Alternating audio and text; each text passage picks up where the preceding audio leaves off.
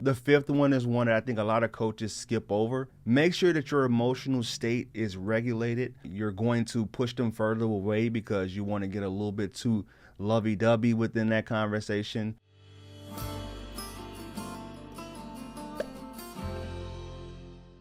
Before you read the thumbnail and start your rage comments, let me just say something here. Hear me out, all right? Hear me out here. People are going to do exactly what they want to do, whether I give them advice or not. This video is to help them get the best results for themselves. And there are 5 things that I believe is an absolute must in order for them to heal in a shorter time frame or for them to completely disconnect from this person. Quick disclaimer, this video isn't intended to replace therapy, give anyone false hope, or convince someone to stay in a relationship where their mental health is being jeopardized. If you want my help personally, the quickest way to get into contact with me is through my website at www.fruitfulseeds.com. In today's video, I'm going to be talking about what you need to do before you decide to break no contact with a dismissive avoidant. I'm going to keep this video short, so I'm gonna get to it right away. The first thing that you need to do is lose all expectations before you reach out to this person.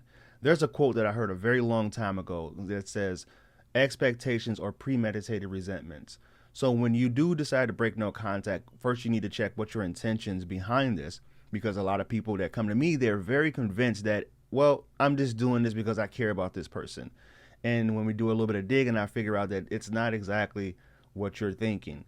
You have an expectation here. You want a specific result. And until you get to the point where you can just let go all of the results, then if you're not there yet, you should not reach out to this person. If you still have these expectations, just don't. The second thing that you need to do is make a list of your relationship values, the positives and the negatives. When I work with clients, I have them break down a certain list that I have for relationship values and make a check or an X whether they align in those certain areas or not. And these can be things like companionship, communication, religious beliefs, and it goes, the list goes on and on. But I think that in order for you to have a clear view of what exactly you're doing, you need to make this list to give yourself a little bit more of clarity and peace of mind. The third thing is crucial. Make sure that you're within the time frame of when an avoidant will be more receptive. Most of the time, they'll still be deactivated 6 weeks out, and this can go all the way to 6 months. And I've seen it happen where 8 months, a year, I promise you, 8 months, 10 months, a year, where the person will still be deactivated, and they'll still have these feelings for you, but they're just too, I guess you would say, stubborn, or the ego prevents them from reaching back out to you. And I know what you're going to say, I'm not waiting a year for anyone, which I agree. There are certain things that are extreme, but if you're trying to reconnect with an avoidant, you have to take heed to this. It takes at least 6 weeks for them to really start feeling things. The fourth thing that you need to do is make a checklist of what your relationship needs are, because many people don't actually know what it is that they need to feel safe, secure, and loved in relationship, versus what were the needs that this person was meeting for you. And this list is intended to put things into perspective for you to see if you even want to re-enter this type of dynamic, because most of the time I see that people have a checklist where the negatives are here and the positives are here. Then that lets me know that you're just insecurely attached and you're more longing for what could have been instead of what you actually had. The fifth one is one that I think a lot of coaches skip over.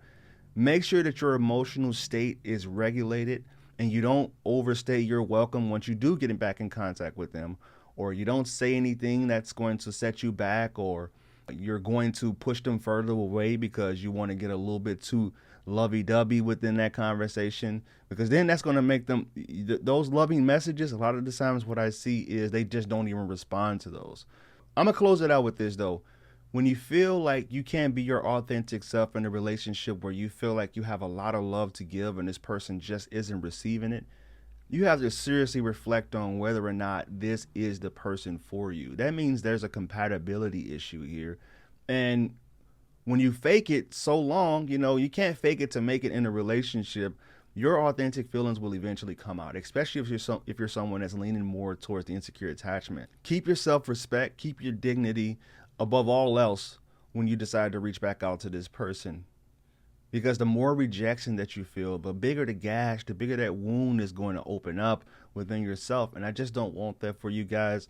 I want you to be your most authentic, loving, secure self when you're deciding to break no contact. Many coaches would say just don't break no contact. And Sometimes I agree. Other times when I know that this person that is trying to reach back out was the one to had pushed them away and the relationship could have moved in a better direction, then that's when I advise to do these 5 things that I just talked about. So if you found this video of any value, please like, comment, and share. You can reach out to me on my other social media accounts. Instagram is I am Coach Court, Facebook is Coach Court, and right here on YouTube is Coach Court. And always remember, when you go be loved, you'll never have to find it. Namaste.